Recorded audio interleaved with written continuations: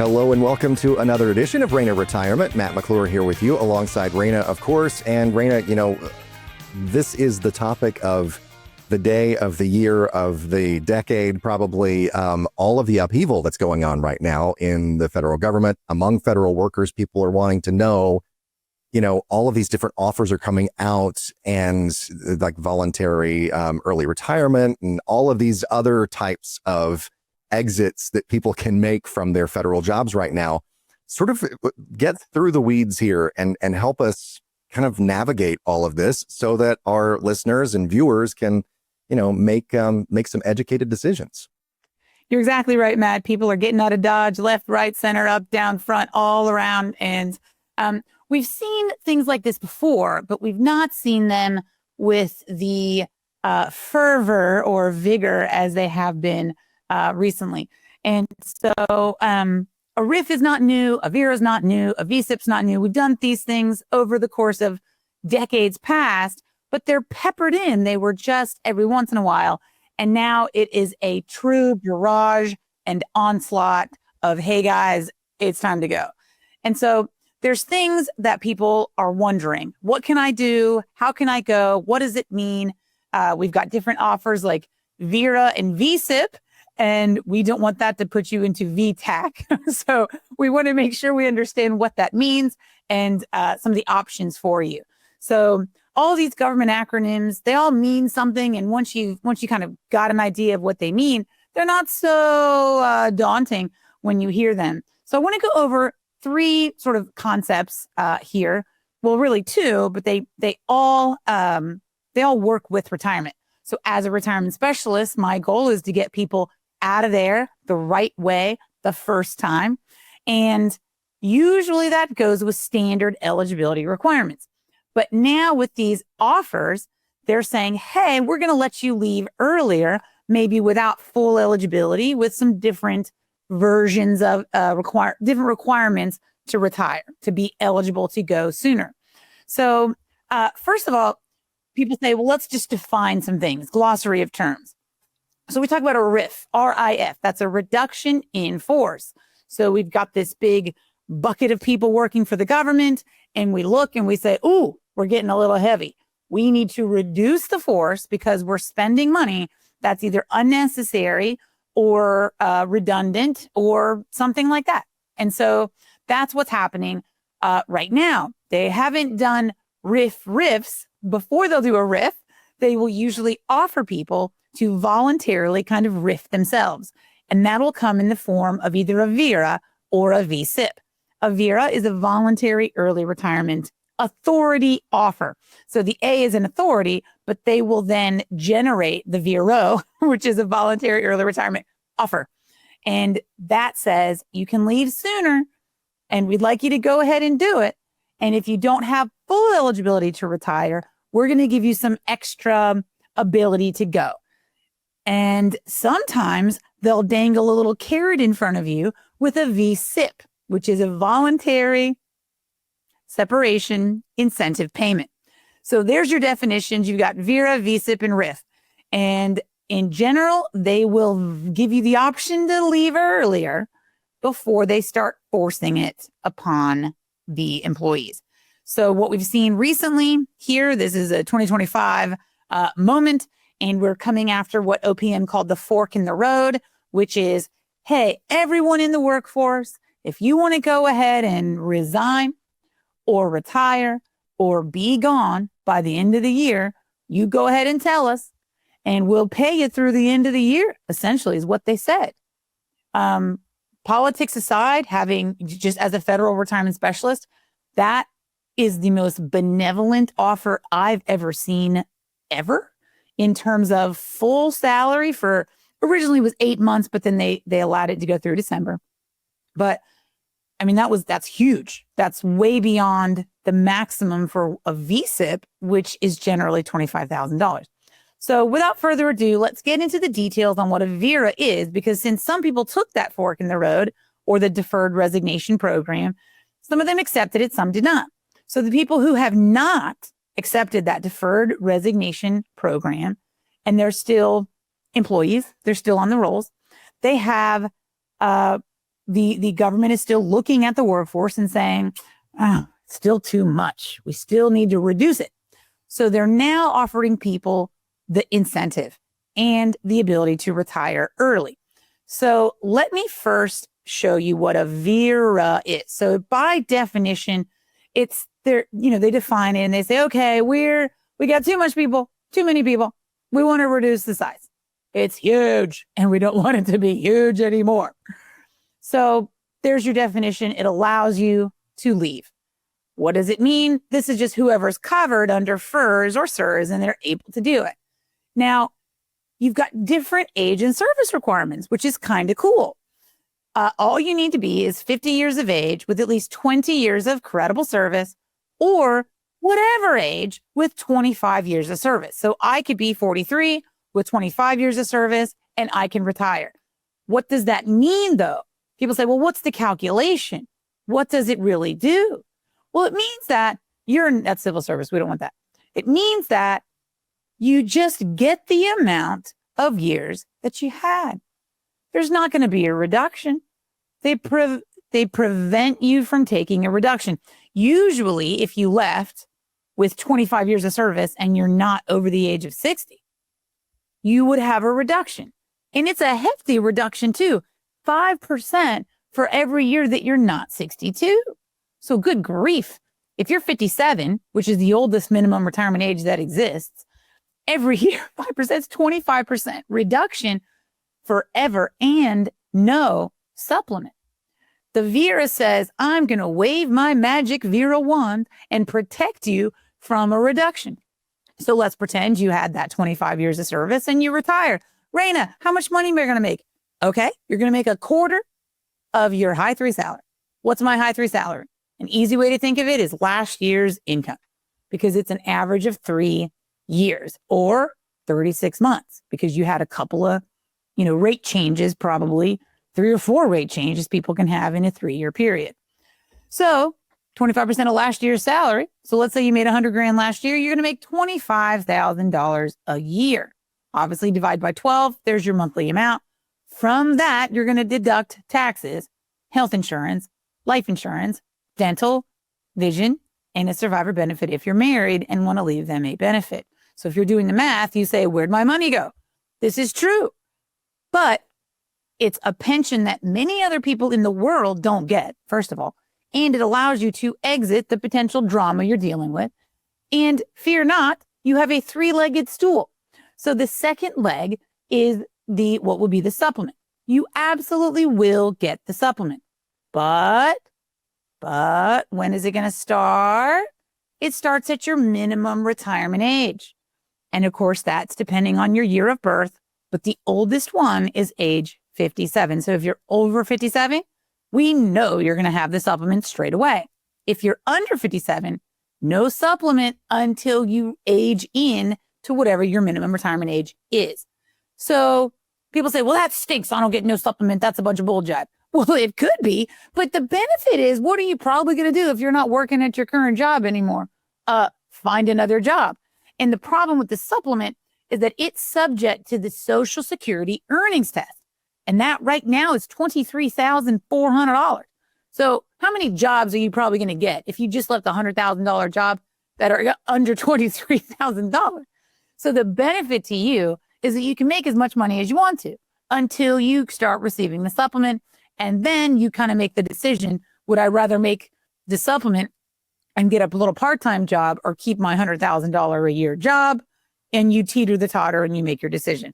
So that's leg 1, 25%. Leg 2, the supplement, it will start if you're over MRA, but you will wait if you are under your minimum retirement age for leg 2. Now, leg 3 is TSB. So if you took this VERA, age matters for that also. So can I touch TSB? TSB has a rule that says if you are let me just correct this. If you're retiring in the year that you are going to turn 55, or if you are already 55 or older, now that you're separated, you are able to take a withdrawal from TSB directly to your bank or your purse, and you will pay tax. but they will protect you from the 10% slap on the wrist penalty that you would usually get for being under the age of 59 and a half. Now, if you're 12, just kidding. If you're 40, 43, 45, 52, you're nowhere near 55. No, you will wait until 59 and a half to touch TSP without a penalty. Clearly, special categories are exempt from that. So this is kind of non-special categories. Special categories, I know your stuff too. You can leave anytime after age 50 and touch TSP. No, I'm digressing a little bit, but special categories, if you retire regular, remember your supplement will start immediately if you've retired normally, like non-VERA, but your earnings test doesn't start till MRA. That's okay. I digress. That's a little bit of stream of consciousness, but hey, you were with me. So what happens with my health insurance? Technically still connected with leg 1 coming out of your pension. Well, the usual rule is if you've had it for 5 years or more, yay, you get to keep it automatically. It just happens. You just keep it. There's nothing changing. And whoever is still on your health insurance when you leave just stays on your health insurance as long as they're eligible to be on your health insurance. Now, some people made some changes and they didn't have their health insurance for the 5 years. There are waivers granted during a VERA to protect you as long as you meet some of these requirements. As long as you were covered under health insurance continuously the whole time during this offer. If you retire during this time period, receive the VSIP, which is a incentive program. If you take the VERA or you take a discontinued service. So even if you hadn't had it for the 5 years, there's ways you can get waivers for that. Now, someone asked me too, she said, well, I had breaks in service and I'm taking the VERA because I have 20 years. Like she had 20 years of service, but they were broken up in little pieces. So she worked like 5 years here, 10 years there, and another 5 there. So, all that added to 20. So she was eligible to take the VERA, but she was super worried. What's going to happen with my health insurance? I've had it all the time, but I've only been, let's say it was these last couple of years that she'd worked were only the last 3 years. I had said 5 and 10 and 5, but hers was broken up to where she had only been hired for the past 3 years. It had not reached 5 yet. So she was super concerned. Well, I don't have it ready to show you, but there's a page on OPM that where breaks in service do not break up your health insurance 5 years. So as long as you had it all of those years, you're golden. So that's a beautiful thing. So that's kind of a VERA in a nutshell.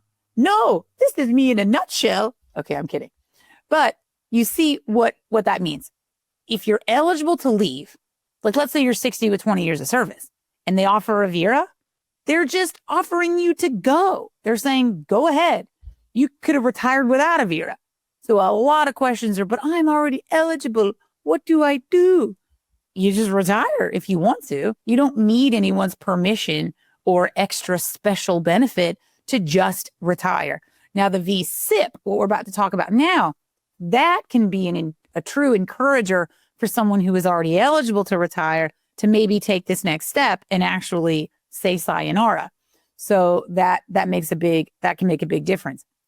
So let's go over a VSIP, which is the actual separation incentive, the true dangling carrot to leave. So basically, they have the authority it's the buyout authority. It allows them downsizing or restructuring to give up to $25,000. Now, there's some agencies that are separate from these rules that can give a higher amount. For example, I just saw a $50,000 VSIP for the Securities and Exchange Commission, and that's pretty cool. Pretty doggone cool. In fact, I was just across the street from that office in Washington, D.C. I took my daughter up there for a little concert, and that was kind of cool. We ate at this little Irish place, and it was right across the street, and I was talking to somebody, and she's like, oh, yeah, we're right there on the intersection of blah, blah, blah. I said, oh, my goodness, I was just there. And they're getting offered $50,000 to get out of Dodge. So pretty good deal, some of this stuff. The government sometimes knows how to correctly dangle a carrot in front of you. So who's eligible? These are standard rules. You have to be, employed a certain way. You have to be in the right group, correction, right? You have to be hired, federal employee, all these things with the restrictions. And then you can't get a VSIP if you're you're already getting a pension, you're reemployed, you have a disability, that you're going to be getting a disability retirement. So they're not going to be paying you that money if you have a disability. Correction, not just have the disability, but be eligible to apply for the federal disability retirement program. And if you've already received a VSIP and you come back to get more, they're not going to double pay you. Remember, the government is not into double dipping. So just no. And rehiring and loan payments and all these things. So the way they compute it, it's based on usually, it depends on how they're doing it, but it's pre-authorized. And then of course the maximum here is 25,000. So I've also seen some that are based on seniority. So they say, okay, we'll give you up to $25,000, but the most senior people get 25, the lower people get 15, and the lower people get 10. So it's like a tiered option that they're doing. Now, what if you get rehired back and these other things? There are scenarios where you have to repay it. I won't go into that. Just know that there are some scenarios where you may have to give the money back if you're coming back to the Fed. So the VSIP, you see how short that is? They're just offering you money to do what you may have done anyway. So can you get both a VSIP and a VERA? Absolutely. That's usually how they do it. They're like, hey, carrot dangling, if you were going to leave anyway, here's your $25,000 to go ahead and go sooner than maybe you planned on. And if you're not eligible to do a regular retirement, but you want to take this VERA, go ahead and do that. And we'll also give you the extra money. So remember, that's 50 and 20 or any age with 25 years of service. So what does it mean to be actually eligible? Well, anybody that's over 62 is eligible pretty much, period, because they almost all have 5 years of service. Why 5 years? Health insurance. You got to keep the health. Age 60 with 20 years or more, or minimum retirement age with 30 years of service. And then a lot of people see MRA plus 10 and they get real excited. They're like, well, MRA and 10, why would I wait till 30 years? Yeah, but the MRA and 10 without a VERA, remember their reduction. It's going to be reduced by 5% for every year that you're not 62. The VERA protects you from the reduction, which is massive, massive. We joke about sniffing at the pension and how little it is, but remember, your brothers and sisters and friends that are not federal employees, most mom and pop shops have no pension and they have no supplement. Most private entities have gone to an only 401k system. And that's not something you can touch before you're 59 and a half. Like at all, not to your bank. There are so many provisions made to make your life good after having worked for the federal government. And so even those of you who are nowhere near eligibility and are not eligible for a VERA, people say, well, what's my recourse? I can't do any of these things. Number one, you can try to stay the course. Number two, you could quit, which is potentially a deferral. If you're leaving before your MRA and you have more than the 5 years of credible service, you can defer until one of these eligibility ages and years of service click. So for example, if you have 7 years of service and you quit at the age of 52, fast forward, you turn 62, there's your 5 years of service and your age of 62. You can then submit documents to turn on income of that lifetime pension. You'll never see health insurance again or life insurance, but you can get money for the rest of your life, even in that scenario. So I can tell you, I've heard a lot of people say, oh, well, that's not great. Well, it's sure great in comparison to the zero that a lot of other people get if they get fired or the company closes or things like that. And I'm not here to say, oh, look at how great you got it.